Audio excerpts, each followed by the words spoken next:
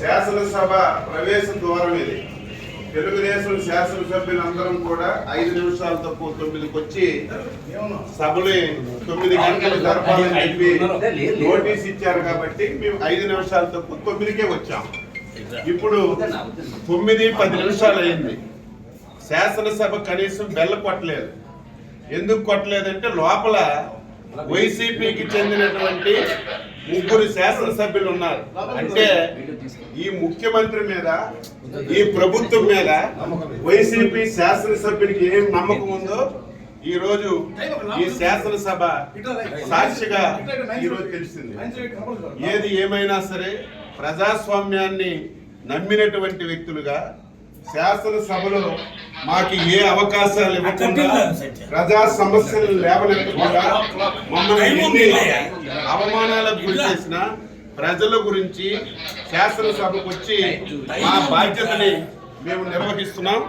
ఇంత దారుణం ఎప్పుడు కూడా లేదు. 9-8 నిమిషాలు అయింది. ఇంత దారుణం ఏది ఏమైనా సరే ఈ 5 సంవత్సరాలు ఈ శాసనసభలో ఈ రాష్ట్రానికి ఉపయోగపడినటువంటి ఒక్క చట్టం కూడా చేయలేదు. ఈ శాసనసభలో ఏ చట్టం చేసినా సరే ఈ రాష్ట్ర వినాశనానికి దారితీసిన చట్టాలే చేశారు. అందుకే ఈరోజు ఈ విషయాలన్నీ ప్రజలకు తెలియజేస్తున్నాం. దయ ఉంచి ప్రజలారా ప్రతి ఒక్కరు ఆలోచించండి. శాసనసభ అంటే ఈ రాష్ట్రానికి ఒక దేవాలయం.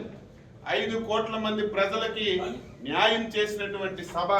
ఈ సభని ఇంత దారుణంగా తయారు చేశారు.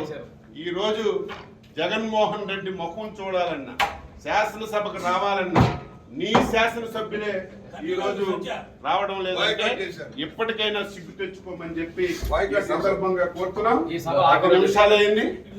మేము ప్రజాస్వామ్యాన్ని నమ్మిన వాళ్ళగా శాసనసభని గౌరవించాలని 5 నిమిషాల తక్కువ 9కి వస్తే నీ అధికార పార్టీ సభ్యులు ఒక్కరు కూడా రాలేదంటే బుద్ధి తెచ్చుకో జగన్మోహన్ రెడ్డి అని చెప్పి